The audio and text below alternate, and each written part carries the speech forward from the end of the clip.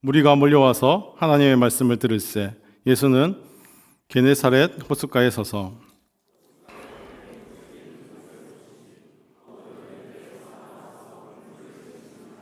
예수께서 한 배에 오르시니 그 배는 시몬의 배라.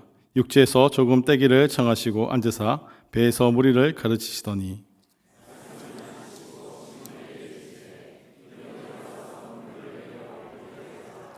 시몬이 대답하여 이르되 선생님, 우리들이 밤이 새도록 수고하였으되 잡은 것이 없지만은 말씀에 의지하여 내가 그물을 내리리이다 하고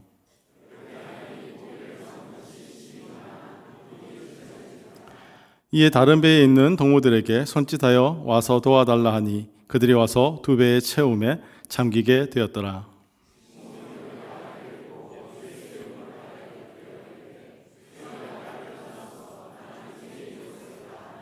이는 자기 및 자기와 함께 있는 모든 사람이 고기 잡힌 것으로 말미암아 놀라고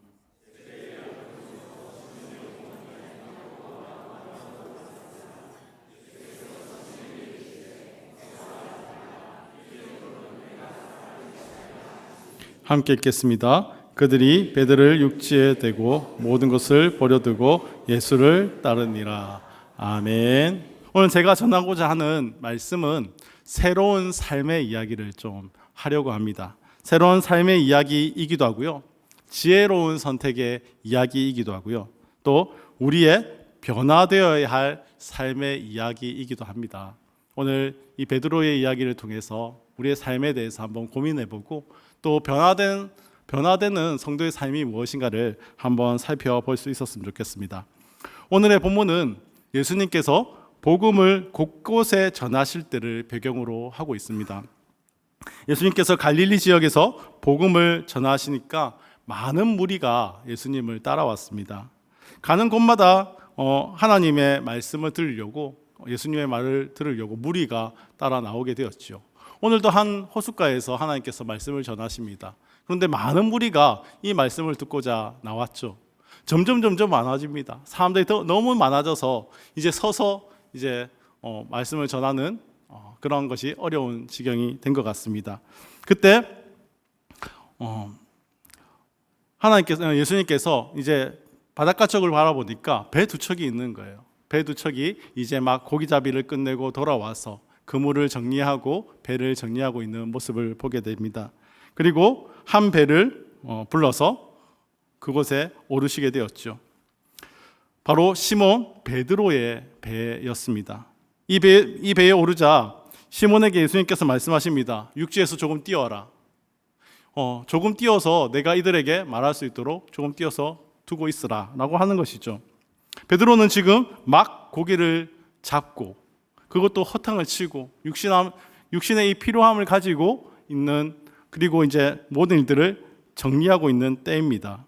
그런데 느닷없이 예수님께서 부르시는 거죠.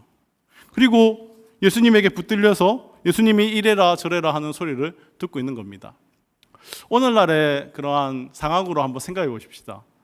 30대 이제 곧 30대 초중반 되어 보이는 사람이 그냥 다짜고짜 배에 올라서 배 좀 띄워서 이대로 좀 두고 있으라, 내 여기서 말 좀 해야겠다. 어떻게 받아들이시겠습니까? 뭐 이런 황당한 사람이 다 있노라고 이렇게 생각할 수 있을 것 같습니다. 아니 나는 지금 피곤한데, 너무나 이 육신이 피곤한데 내 의지는 상관없이 당장 배를 띄우라니 이 뭐 하는 거지? 라고 생각할지도 모르겠습니다. 그런데 아마 그 당시의 배경도 풍조도 그랬던 것 같습니다. 좀 선생님들, 또 말씀을 가르치시는 분들, 이러한 분들에 대한 존경심이 아마 이때에도 있었겠죠. 예수님에 대한 소문도 좀 있었을지도 모르겠습니다. 많은 무리가 그를 따르고 있다는 것만으로도 위대한 선생님이다라고 생각했을지도 모르겠습니다. 그래서 이분을 존경하는 마음에, 그래도 이분을 또 대우해야 되는 마음에 아마 피곤함이 있음에도 불구하고, 육신의 피곤함이 있음에도 불구하고 배를 띄우고 함께 말씀을 듣게 된 것 같습니다. 베드로는 밤새 고기를 잡느라 잠을 자지도 못하고 거친 노동을 했었습니다. 그래서 많이 피곤했겠지요. 그래서 예수님의 요구와 또 주변에 있는 사람들의 시선 때문에 그래도 그는 배를 띄웠습니다. 오늘의 본문은 이처럼 자신의 의사와 상관없이, 자기가 원하든 원치 않든 자신의 의사와는 상관없이 예수님께서 가르치는 하나님의 말씀을 듣게 된 베드로를 보여주고 있습니다. 이 베드로가 말씀을 듣는 가운데 어떤 마음의 변화들이 일어난 것 같습니다. 그는 아마 이 말씀을 들으면서 자신 안에 일어나고 있는 변화를 경험했을 것입니다. 그와 함께 그가 사도로 부르심을 받는 장면을 오늘 본문이 담고 있는 것이죠. 무리에게 말씀하시기를 마치신 예수님께서는 또다시 베드로에게 엉뚱한 일을 명령하십니다. 그저 배를 띄워라 하는 것도 엉뚱한 요구였는데 예수님이 이번에는 또 다른 엉뚱한 요구를 하십니다. 오늘 본문의 4절 말씀이죠. 말씀을 마치시고 시몬에게 이르시되 깊은 데로 가서 그물을 내려 고기를 잡으라. 베드로는 이 말씀을 듣고 대답을 합니다. 오늘 본문 5절 말씀입니다. 선생님, 우리들이 밤이 새도록 수고하였으되 잡은 것이 없지만은. 선생님, 우리가 밤새도록 수고했습니다. 그런데 잡은 것이 없지만은 하면서 하는 말이 내가 그물을 내리리이다. 고기잡이나 갈릴리 호수에 대해서 아는 사람이라면 이 말씀의 뉘앙스를 좀 알아듣겠는데 그런 지식이 전혀 없으면 지금 무슨 말을 하고 있는 거지 할 수도 있는 그러한 일입니다. 이해가 좀 어려운 부분들도 있습니다. 내리라 하면 내리면 되지. 뭐가 문제인데. 그런데 이 배경을 좀 아는 사람은 지금 예수님의 이 요구가 무리한 요구라는 것을 압니다. 이 시간대가 지금 물고기가 다닐 만한 시간대가 아니거든요. 이 베드로는 평생을 이 고기잡이를 했던 사람이거든요. 상식선에서 이 시간에 그것도 이 낮은 물에서 이 그물을 던진다는 것은 상식적으로 맞지가 않습니다. 자신이 지금까지 경험했던 모든 경험을 부정하는 것입니다. 자신이 생각하고 있는 그 지식을 부정하는 거예요. 부정하면서 그 모든 경험들, 지식들, 상식들 다 포기하고 내리겠습니다 하는 거예요. 베드로가 이런 태도를 보이는 것은 그가 평소에 유순하고 그리고 겸손한 성품의 사람이었기 때문일까요? 아니요. 우리 베드로 좀 아지 않습니까? 우리 베드로 성격 급합니다. 열혈남합니다. 자기가 생각하는 거는 밀고 나가는 사람이에요. 예수님한테 자기 의견 피력하는 걸 엄청 좋아해요. 예수님 절대 안 됩니다. 내가 있는 동안 안 됩니다. 이러한 사람이에요. 나서는 거 좋아하고요. 그리고 자기가 이해 안 되면 절대 행하지 않는 사람입니다. 어떨 때는 칼을 빼들고 과격한 사람이기도 합니다. 그런 베드로가 예수님, 지금 지식적으로 내 경험적으로 택도 없는 일인데 그래도 내려보겠습니다. 이러고 있는 거거든요. 이런 사람은 사실은 자기 생각에 이해되지 않고 마음에 들지 않으면 반발부터 하는 사람입니다. 제가 그렇거든요. 제가 약간은 비슷한 성격인 것 같아요. 저는 제가 이렇게 납득되지 않으면 제가 상식적으로 또는 제가 판단했을 때 옳지 않으면 잘 안 된다고 싶으면 일단 반발부터 하거든요. 그거 안 되는 겁니다. 그거 말도 안 되는, 제가 이렇게 하는 성향인데 저하고 비슷한 것 같아요. 베드로가 사실은 그런 성향인데 이상해요. 그렇지만 제가 내려보겠습니다 하고 있는 거거든요. 왜 그랬을까요?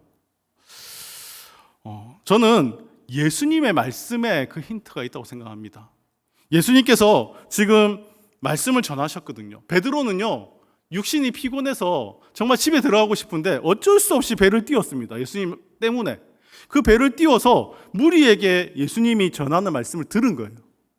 이 말씀이 뭐냐? 성경에 안 나와 있어요. 근데 이 말씀을 우리가 유추해 볼 수는 있잖아요. 이거는 복음입니다. 하나님 나라에 대해서, 이 복음에 대해서 말을 예수님께서 말씀하신 거죠. 이 복음에 대해서 얘기할 때 그냥 복음만 얘기했을까요? 이 많은 사람들이, 이 많은 무리들이 모여있을 때 이 복음 간단하게 하고 끝냈을까요? 아니요. 그 안에는 여러 가지 이야기들이 담겨 있었을 것입니다. 그런데 그 이야기를 듣는 동안 베드로는 그 말씀 속에서 어떠한 예수님이 가지신 그러한 권세와 능력을 경험하게 된 것 같습니다. 이 말씀에 담겨져 있는 그런 우리가 차마 제대로 알지 못하는 그러한 하나님의 권세가 담겨 있는 것을 말씀을 통해서 조금 경험했던 것 같아요. 그러니까 저와 같이 성정이 이상한 사람이 그 말씀을 듣고 그렇지만 내려옵니다 라고 한 것이 아닐까요? 베드로는 예수님의 말씀을 따라 그물을 내렸고 그 결과 심히 많은 물고기가 그물에 걸렸습니다. 이로 인해서 그물이 찢어졌어요. 다른 배에 있는 어부들에게 신호해서 야 너희들 와서 나 좀 도와줘. 그래서 고기를 막 끌어올렸는데 2배에 가득하고 그리고 심지어는 이 배가 물에 잠길 지경이 될 정도로 놀라운 경험을 하게 된 것입니다. 이를 본 베드로, 이 베드로는 예수님께 무릎을 꿇고 이렇게 말합니다. 오늘 본문 8절 말씀이죠. 시몬 베드로가 이를 보고 예수의 무릎 앞에 엎드려 이르되 주여 나를 떠나소서 나는 죄인이로소이다. 베드로가 이런 반응을 보인 이유, 그 이유에 대해서는 두려움과 놀라움 때문이라고 오늘 본문은 기록하고 있습니다. 이것이 어떤 종류의 두려움과 놀라움인지 정확히 기록은 하고 있지 않죠. 그러나 예수님의 권세의 능력을 체험한 베드로가 예수님께 말씀드리기를 주여 나를 떠나소서 나는 죄인이로소이다 라고 고백했다는 거죠. 이 사실을 바탕으로 그가 느낀 두려움이 단순한 두려움, 와 어떻게 내리라니까 이렇게 놀라운 일들이 일어나지? 그냥 어떠한 내가 이해하지 못하는 상황에 대한 단순한 두려움, 그런 두려움 때문만은 아니었던 것 같습니다. 자신의 죄인됨을 통감하는 의미심장한 두려움이었을 것입니다. 그리고 예수님의 권세와 능력을 체험한 순간 자신의 죄인됨을 깊이 의식하게 된 것은 베드로가 어쩔 수 없이 한동안 듣게 되었던 예수님의 말씀, 복음에 대하여 가르치신 그 말씀이었으며 그 말씀이 그 마음속에 놀라운 변화를 일으켰다라고 할 수 있는 것입니다. 우리는 예수님께서 베드로의 배에 앉으셔서 무리들을 가리키는 그 말씀, 그리하여 베드로가 바로 곁에서 듣게 한 그 말씀의 내용이 무엇인지 알 수 없다 했습니다. 하지만 지금까지 예수님이 전하신 그 말씀들을 따라 유추해 본다면 모든 얽매임에서부터 자유케 하시는 하나님의 은혜에 대한 그러한 내용들을 가지고 이야기했을 것 같습니다. 또는 마음으로는 하나님을 싫어하고 선지자들이 전하는 하나님의 말씀을 거스르면서도 나는 하나님의 백성이요 나는 하나님의 은혜를 받기에 합당한 사람이라고 생각하는 이스라엘의 뿌리 깊은 죄악과 그 마음의 악을 지적하고 회개하라 권고하는 그런 내용들도 있지 않았을까요? 예수님이 복음을 전할 때 늘 회개하라, 그리고 하나님의 때에 대해서 말씀하신 그것을 유추해 본다면 아마 이러한 말씀들을 전했을 거라 생각합니다. 예수님의 말씀에서 어떠한 권세를 막연하게 느낀 베드로, 그 베드로가 깊은 데로 가서 그물을 던지라는 명령에 순종한 결과 예수님의 말씀의 능력과 권세를 눈앞에서 직접 체험하게 되는 순간이었죠. 이와 더불어 예수님께서 전하신 그 복음의 내용과 천국에 관한 말씀이 이 체험과 말씀이 내 안에서 융합되면서 베드로 안에는 그 베드로의 심령은 바로 하나님께 사로잡히지 않았을까 싶습니다. 그래서 그는 예수 그리스도 앞에 무릎 꿇고 죄를 고백하게 되었던 것일 것입니다. 자신의 죄인됨 그리고 예수님의 거룩하심을 생생하게 체험하고 베드로는 두려워 떨게 되었던 것이죠. 그런 베드로에게 예수님께서 이렇게 말씀하십니다. 무서워하지 말라. 무서워하지 말라. 이제 후로는 내가 사람을 취하리라. 예수님께서는 하나님의 거룩하심 앞에 자신의 죄를 깨닫고 두려워 떠는 자에게 두려워하지 말라고 말씀하십니다. 이것은 예수님에게 이 두려움에서 벗어나게 할 길이 있다는 것을 의미하고 있는 것입니다. 예수님에게는 이 두려움을, 하나님을 마주할 그 두려움을 피할 수 있는, 또는 넘어설 수 있는 능력과 권세가 있다는 것입니다. 바로 이 두려움을 없애는 수준을 넘어서 원수된 하나님과 우리가 가장 가까운 관계로 되는 일을 위해 주님은 이 땅에 오신 것입니다. 베드로는 예수님의 요청을 듣고 모든 것을 버리고 예수님을 쫓았습니다. 와, 어떻게 그러지? 그런데 가만히 생각해 보면 베드로의 선택은 특별한 선택이 아닙니다. 지극히 당연한 선택입니다. 지금 예수님을 만났습니다. 예수님의 이 말씀을 통해 두려움 속에 갇히면서 이 예수님을 만나고 알게 된 게 있습니다. 그리고 눈앞에서 놀라운 것을 보았습니다. 예수님이 어떠한 분인가를 보았습니다. 그런데 그 예수님이 따라오라고 하는 것이죠. 어떤 선택을 할까요? 어떤 것이 지혜로운 선택일까요? 내 모든 것을 버리고 따라가는 것이 무식하다고 말할 수 있을까요? 베드로에게 있어서는요, 당연한 선택이었다는 것입니다. 그런데 이 선택이 우리 모두가 따라야 할 선택이라는 것입니다. 물론 그리스도 안에서 새로운 삶을 시작하는 것이 베드로같이 문자 그대로 생업을 완전히 다 버리고 주님 따라갑니다 하는 그러한 것을 말하지는 않습니다. 이전처럼 여전히 생업에 종사하게 된다 하더라도 삶을 살아가는 내용과 질은 이제 바뀐다는 것을 이야기합니다. 똑같은 일이 이전과는 다른 의미를 가지기 되기 때문입니다. 비록 외부적으로는 우리가 예수를 만났다고 해서 외부적으로 우리가 달라지는 것이 없을 것 같이 보입니다. 그러나 예수를 진짜 만나면 속사람이 완전히 달라져 버려요. 베드로는 지금 자신의 생업을 버리는 그 모습이 무엇이냐면 바뀌었다는 거예요. 이제 새로운 삶을 맞이하게 됐다는 것을 우리에게 보여주는 것입니다. 저는 오늘의 본문을 보고 있으면서 조금 설레는 마음이 있습니다. 복음이 가진 능력이 도대체 어떤 것인가? 복음이 가진 능력이 대체 어떤 것이길래 한 사람이 그 말씀을 들음으로 인해서 바뀌어 버릴까?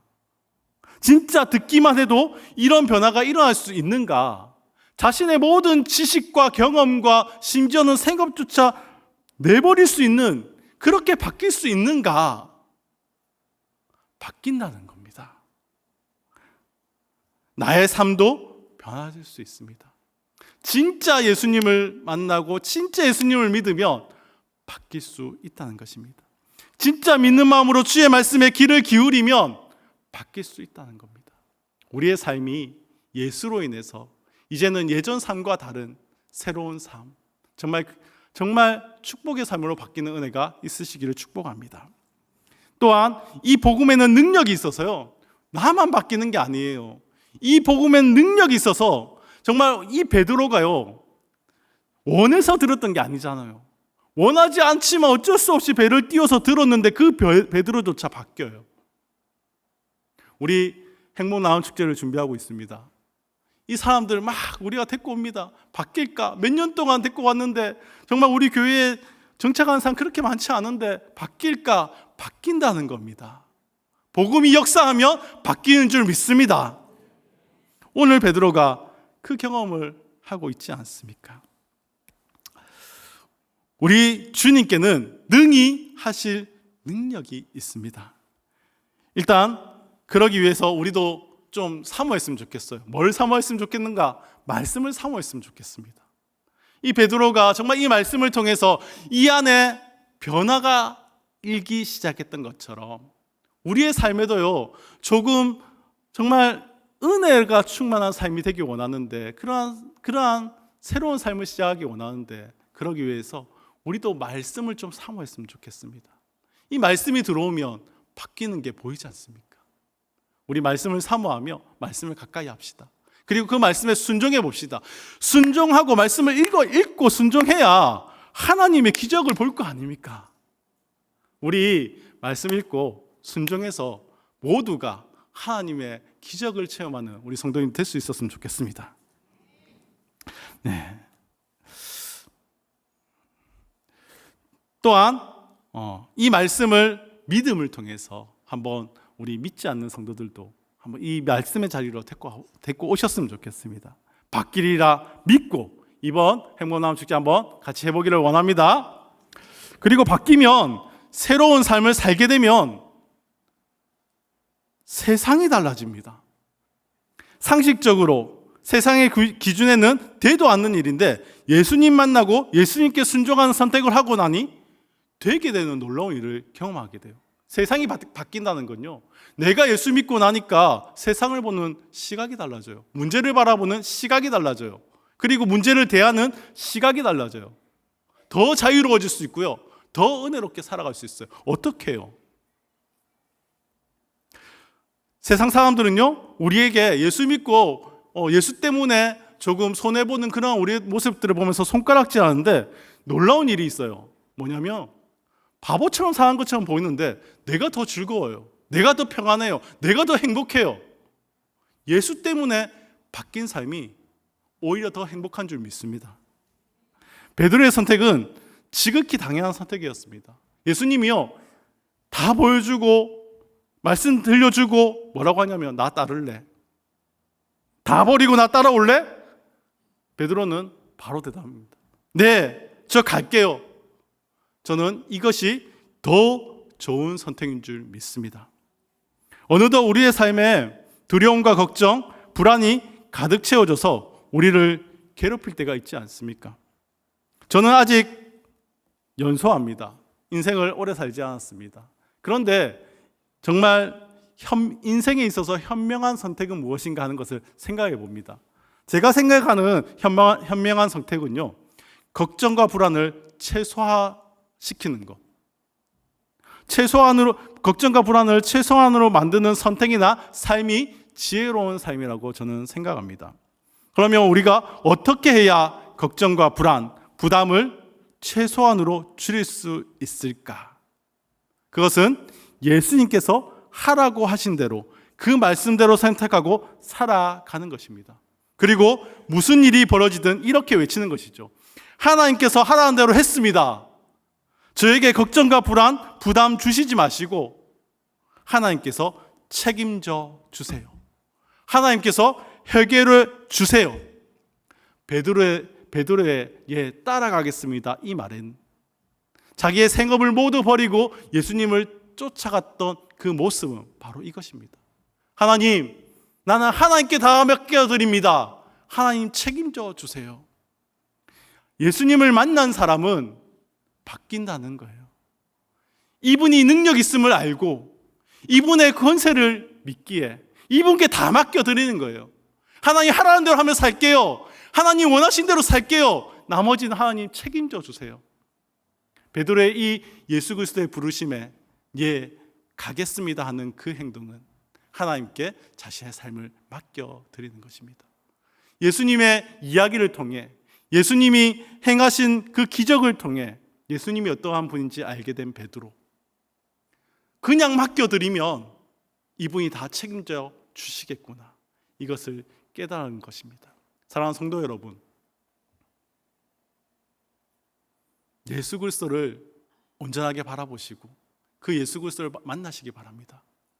이번 한 주간요, 깊이 말씀을 한번 묵상해 보셨으면 좋겠습니다. 이 말씀 속에 그 위대하신 하나님을 발견했으면 좋겠습니다.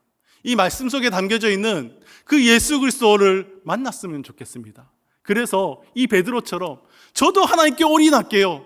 다 드릴게요. 하나님 책임져 주세요.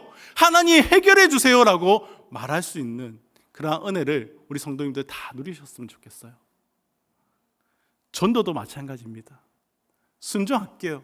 어려운 거 압니다. 힘든 거 압니다. 그래도 순종할게요. 하나님 하라는 대로 할게요. 가서 전해볼게요. 나머지는 하나님 책임져 주세요.